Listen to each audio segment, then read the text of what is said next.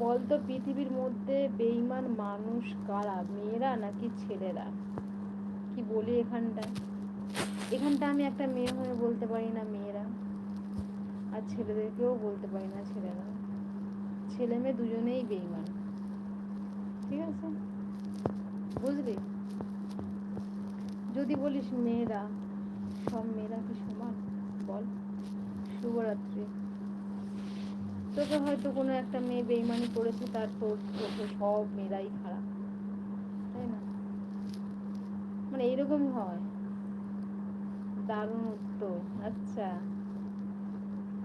মেয়েরাও যখন প্রেম করে, যখন কোনো কিছু হয়, তখন বলে না ছেলেদেরকে বিশ্বাস করি না, ছেলেরা এই সেই।